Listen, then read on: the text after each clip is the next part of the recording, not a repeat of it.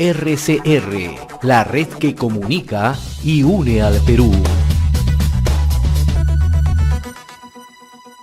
Somos RCR, Red de Comunicación Regional. A esta hora vamos a saludar y le agradecemos siempre la amabilidad que tiene con RCR, Red de Comunicación Regional, al doctor David Tuesta, flamante presidente ejecutivo del Consejo Privado de Competitividad. En su momento ha sido ministro de Economía y Finanzas. Qué gusto saludarlo, doctor Tuesta. Gracias por atender la comunicación con RCR, Red de Comunicación Regional. Don José, ¿cómo está? Un placer, encantado. Hay varios temas que tenemos que abordar con usted. Empecemos por uno más vigente, ¿no? Ayer el Pleno del Congreso, ¿no?, aprobó por insistencia el dictamen que autoriza, ¿no?, en forma extraordinaria a los afiliados de las AFP, ¿no?, el retiro facultativo de hasta 17.600 nuevos soles, ¿no? Entonces, esto de una u otra manera, de acuerdo a lo que usted ha expresado, va a generar pues un nivel de desconfianza del que ya tenemos, pero adicionalmente va a motivar que el propio Ejecutivo tenga que adoptar alguna decisión. Por lo pronto, le comento que el presidente Francisco Sagasti hace unos instantes en Lima ha dicho que van a tomarse su tiempo para evaluar el caso y presentar una posibilidad de una acción inconstitucional ante el Tribunal Constitucional. En términos generales, ¿qué es lo que va a ocurrir con este nuevo retiro de los fondos de las administradoras de fondos de pensiones, doctor Tuesta? Bueno, nos deberíamos ceñir al informe de observaciones que emitió el Ejecutivo en su momento, donde claramente se indican el porqué de que el tema constitucional o inconstitucional, digamos, en el caso de la medida recientemente aprobada, tiene asidero. Y fundamentalmente está en el ámbito de la intangibilidad del fondo de pensiones, porque si bien el año pasado se fueron aprobando retiros, ya el retiro por la magnitud en cuanto a salida de fondos que se ha aprobado este año, sí indica una reducción importante del tamaño que tenían estos fondos antes de la pandemia. Se ha reducido prácticamente a la mitad, o se reduciría prácticamente a la mitad con esta medida. Entonces, definitivamente, el fondo pierde muchísimo su potencial para brindar apoyo a la época de pensiones, ¿no? Ya tenía dificultades por los problemas estructurales que tiene el país, fundamentalmente el hecho de que pocos pueden ahorrar de manera formal, por trabajar muchos, casi el 70% en la informalidad, pero esto, digamos, ya dentro del propio sector formal, el retiro significaba que iba a estar una mayor proporción de la población sin poder acceder a alguna ayuda en el momento de jubilarse. Entonces, pero el Ejecutivo no se obstinó, digamos, en simplemente decir no va la ley. El Ejecutivo en su informe de observaciones dio salidas para que la ley pudiera ser aprobada y las personas pudieran acceder al fondo. Una de las salidas que dio es que, particularmente en este tema de las 4 ITs, era que el retiro se produjera si las personas habían dejado de trabajar hace 3 meses, ¿no? Que tuvieran 3 meses de desempleo, y no como está la ley ahora, que automáticamente cualquiera puede retirar, es decir, con empleo y sin empleo. Ahora, y los que tienen empleo, además, acaban de recibir una ayuda por el lado de la CTS.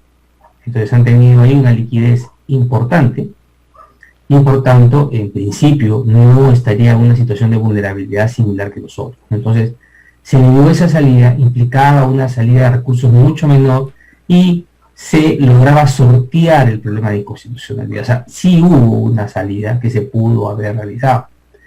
Entonces, ahora el Ejecutivo se ve obligado a ir al Tribunal Constitucional. Si nos seguimos al informe que entregó, tiene que hacerlo, porque si ya el informe está reconociendo que eso es un tema de inconstitucionalidad.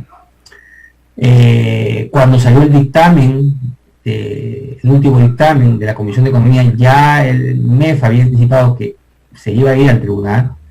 Entonces uno debe esperar que ello se genere, con lo cual no nos encontraríamos en una situación en la cual las personas pues, se quedarían sin nada, ¿no? Hubieran tenido realmente una oportunidad si se hacía caso al método.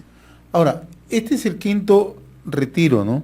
Y hasta el momento usted señalaba que casi los fondos se han reducido a un 50%. ¿Cuánto se ha retirado realmente en términos así gruesos de las aportaciones de los aportantes a las AFP? Mira, se ha retirado alrededor de 60.000 millones de soles en el 2020. Eso representa aproximadamente el 12-13% del Producto Bruto Interno. Representa, digamos, más o menos el 6% del Producto Bruto Interno. Y claro, lo que venían a dar como posibilidad de retiro ahora iba a ser casi la misma cantidad de lo que se había retirado en 2020, en un solo retiro, ¿no? Entonces, esto es lo que al final iba a terminar generando ese retiro importante. Ahora, en términos de cifras, también, el retiro anterior ha significado que, el del año pasado, que 2 millones de cuentas de los afiliados se han quedado en cero. ¿De acuerdo? Y ahora, con este retiro, implicaba que 3 millones adicionales, es decir, se iba a llegar a un total de 5 millones, de aproximadamente 7 millones de afiliados, que se iban a quedar con su cuenta en cero, ¿no? Entonces, mucho o poco de lo que hubieran tenido antes implicaba de todas maneras una salida más mesurada desde el inicio. El problema realmente no viene en este último retiro, el problema viene desde el año pasado, que se debió haber contemplado un retiro más dosificado, ¿no? Y en función a cómo se iban presentando las situaciones de contagio. En general, ya haber retirado el 25% de lo que había en el fondo el año pasado ya te daba una idea que era demasiado de lo que se había autorizado, ¿no? Entonces ya eso ya daba para varias olas de contagio realmente, ¿no? Entonces, esto que ya nos parecía en exceso, pero en fin, ya esa discusión ya estaba afuera. El tema era evitar que se violara la Constitución, ¿no? Ya el tema de estabilidad, en principio, ya ha pasado a un segundo orden, porque 4 UITs también es un tema grande, ¿no? Se debe haber pensado quizás alguna otra cantidad, algo menor, y pensando quizás en que de acá a 6 meses, si las cosas siguen igual, dar otra autorización, ¿no? Eso hubiera sido mucho más razonable, ¿no? Y también existe otro problema, ¿no, José? Fíjese, que esta cantidad, mire, estamos hablando de una cantidad similar a lo que se retiró el año pasado, en una sola armada ahora, implicaría, o sea, ejecutar esa norma, implicaría que los fondos de pensiones tendrían que vender, pues, los activos en los cuales el dinero está invertido. Entonces, y ya, por ejemplo, en el caso de los bonos del Tesoro, los tenedores de bonos en el mundo, seguramente ahorita deben estar ya, habría que ver cómo está el mercado y cómo está en los próximos días, empezarán a vender sus bonos porque saben que va a haber una oferta importante por parte de las AFPs, por ley de oferta y la demanda. Si algo abunda, baja su precio. Entonces, esto va a significar que al momento de vender estos bonos, los afiliados obtengan una menor rentabilidad. Al mismo tiempo, otros activos también van a significar que se vayan a vender más baratos. Si no se van a vender masivamente, los precios bajan. Entonces, el afiliado puede haber visto una cantidad en su fondo, pero a la hora de vender va a ser otra. Entonces, ellos son los principales perjudicados. Los que se quedan, no tanto. Los que se quedan sí van a recuperar. Los que se van no van a tener nada que recuperar. Ahora, lo que se queda... Particularmente aquellos que ya ahorraron antes y ya no tienen posibilidad de conseguir un trabajo en el futuro, ¿no? Ellos no tienen nada en su cuenta, no hay algo que se siga capitalizando. Ahí hay un problema grave, ¿no? Ahora, ¿qué va a ocurrir, doctor Tuesta, con lo que se queda, ¿no? ¿Cuál va a ser el impacto en la rentabilidad de estos fondos de pensiones, ¿no? ¿La actual cartera con la que se prosigue es manejable? ¿Va a permitir rentabilidad a futuro? ¿Va a garantizar ello? Sí, porque, a ver, vamos a ver, En principio, en el corto plazo, va a significar una caída, ¿no? Para todos, ¿no? Pero los que se quedan tienen la oportunidad en el futuro de recuperarse. Los mercados tienen subidas y bajadas. Bajará momentáneamente, pero se va a recuperar. En ese sentido, yo no vería problema. Finalmente, las AFP son gestores de activos, son expertos, recompondrán sus carteras y permitirán que se sigan generando las rentabilidades que se generarán en el futuro, ¿no? El problema son los afiliados que retiran, ¿no? Que se van a ver vulnerados doblemente. Primero, van a sacar más de lo que necesitan muchos, no todos, muchos, por el nerviosismo, ¿no? Y dos, el valor va a bajar bastante, ¿no? Pero, ojo, estamos en una situación hipotética, ¿no? Porque, como lo señalaba al inicio, existe una gran probabilidad de que esto no prospere, ¿no? Que el Tribunal Constitucional se manifieste como han venido comentando varios constitucionalistas, ¿no? Bien, hablando de riesgos, hablando de incertidumbre, usted acaba de asumir la presidencia ejecutiva del Consejo Privado de Competitividad, ¿no? Institución que busca impulsar, generar políticas públicas para asegurar el crecimiento del país, ¿no?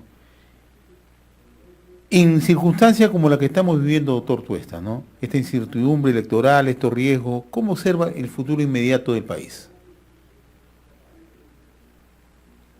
Bueno, complicado, ¿no? Digamos que ya venía, ¿no?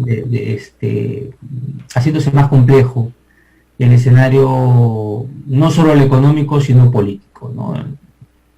Cuando hablo del económico, nos referimos a un periodo largo, casi 10 años, en que hemos dejado de hacer reformas económicas, fundamentalmente todas aquellas que aboguen en favor de una mayor productividad, reformas del Estado, por ejemplo, salud, educación, reformas que tengan que ver con alentar la inversión privada. Esta se contrajo bastante su dinamismo, ya desde hace 10 años que se ha invertido cada vez menos. Hace tiempo que la economía viene funcionando con un mercado laboral bastante informal, que se requiere hacer cambios, y claro, la economía cada vez da menos para crecer bajo esas circunstancias, temas de logística, en fin, ¿no? Digamos, varios aspectos que no nos hemos preocupado en seguir profundizando y haciendo reformas. Eso es como primer elemento que está detrás de que el crecimiento haya sido bajo, ¿no? Digamos, hasta el año 2012, el crecimiento promedio de la economía estaba más en torno al 7,5% anual.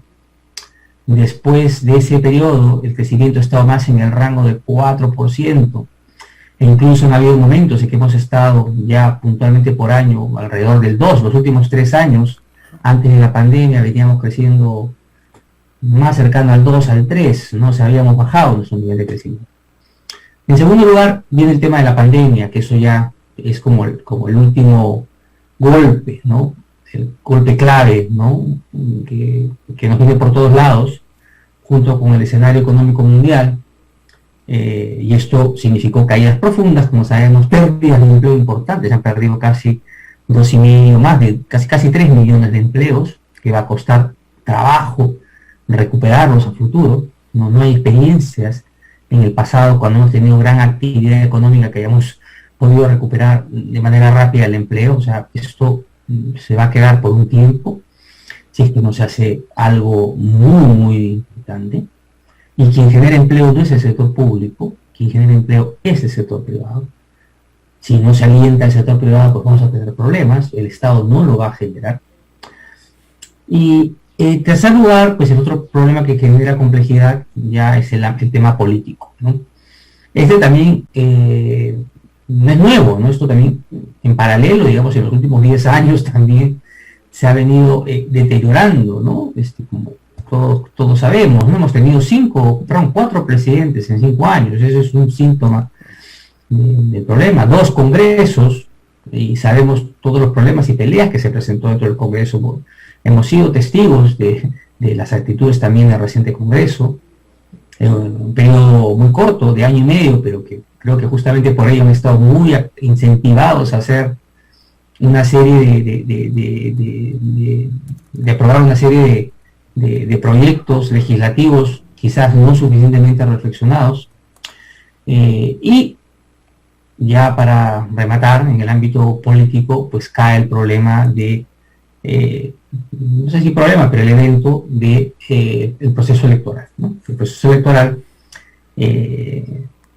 pues nos encuentra ahora con 2 vueltas, en principio vamos a tener un Congreso bastante fragmentado, eso ya plantea un problema que ya conocemos que es, porque es un poco la experiencia que hemos tenido sobre todo con el último Congreso, claro. Y 2 alternativas que van más allá de lo que signifique cada una, es decir, una está más apegado a lo que significa el modelo económico, digamos, no queda claro también cuál es el tipo de reformas que van a hacer, hay mucho detalle que tienen que dar para saber, pero al menos sabemos que los elementos centrales en el ámbito constitucional que define la propiedad privada están contenidos, pero ya sabemos que se requiere más, ¿no? Porque así hemos estado los 10 años, se requiere hacer estos cambios que mencionaba en el ámbito de reformas.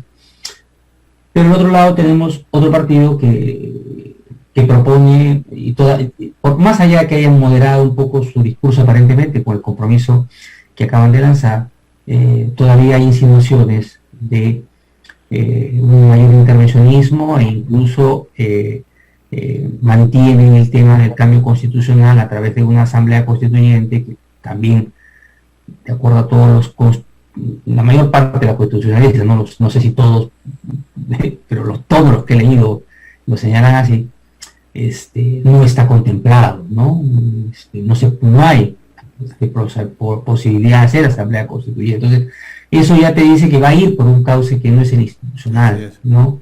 Entonces, ya para el inversionista privado, si se propone ello, ¿no? Implica que esta es la posibilidad de que haya un rompimiento en las reglas de juego. Eso es lo que tenemos como propuesta. Luego ya sabemos que estos 2 partidos representan porcentajes bajos de lo que quiere la sociedad.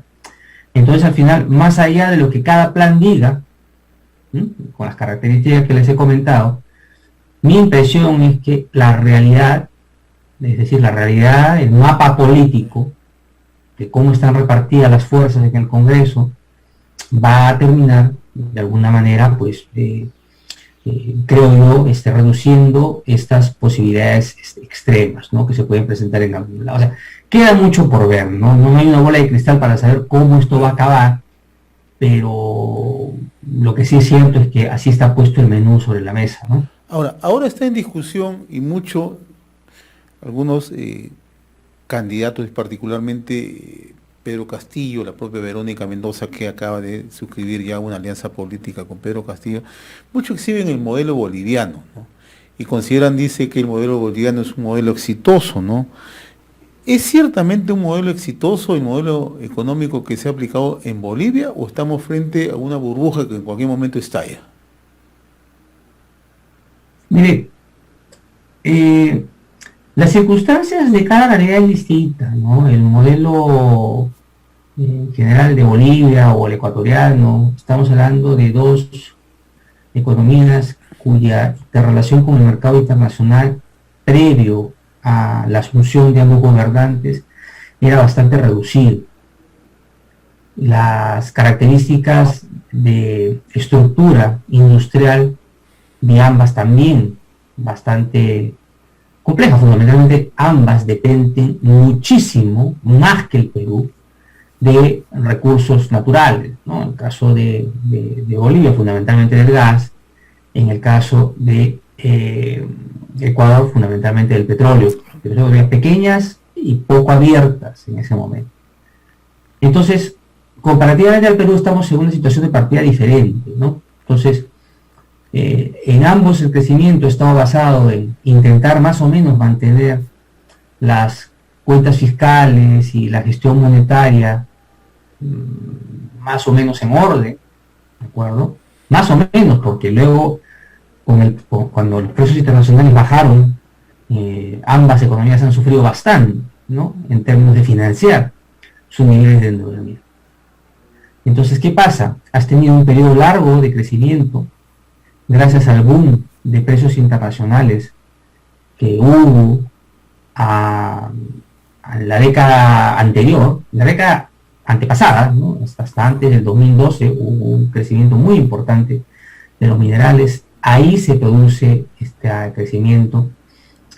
Muchos, en el caso de Bolivia, nacionalizaron sus exploraciones gasíferas, su industria gasífera, y bueno, digamos, ha tenido no tenía mucho capital que ahuyentar, no era una economía abierta, ¿me entiende?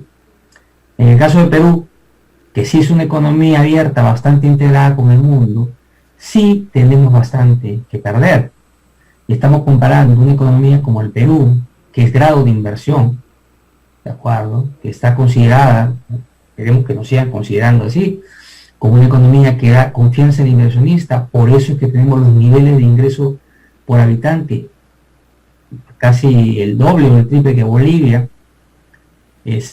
Tenemos justamente una inversión boyante en el país, exportaciones que también son múltiplos del resto de países. Por tanto, sí hay una posibilidad comparativa de un golpe, no de corto plazo, probablemente en el corto plazo, a ver, si sube un gobernante, nacionaliza, gasta todo lo que se pueda, pues evidentemente, ¿no? Vamos a tener una prosperidad falaz, ¿no? Recuerde usted el gobierno de García del año 85 hasta el 86, hasta el 87, en una economía de puro gasto, ¿no? Pues se dejó de pagar la deuda externa, se empezó a gastar prácticamente todos los recursos, nos endeudamos todo lo que nos podían prestar hasta ese momento. Entonces, claro, si tú le metes una inyección de gasto importante, se compra, ¿no? En ese momento. Ojo, nuestra economía era una economía cerrada todavía en ese entonces, en el 85. No estamos en las mismas condiciones ahora. Pero una vez que se te acabó la gasolina, ya no puede seguir creciendo a esos niveles, ¿no? Entonces, ese es el problema, ¿no?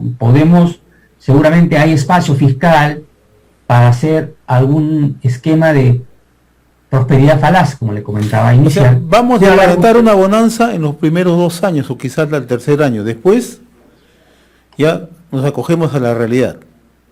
Yo diría que sí, pero además en el caso peruano, como le comentaba, somos una economía nuestro nivel de endeudamiento está en los mercados, ¿no? O sea, el impacto es mucho más rápido en el caso peruano, o sea, se va a ver mucho más. Yo diría que ahora sí, porque si los mercados se cierran, claro, ¿no?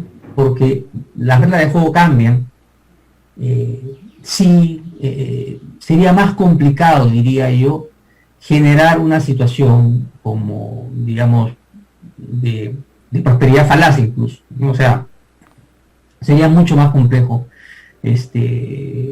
por esta característica que tenemos ahora de ser una economía mucho más abierta, ¿no? Es decir,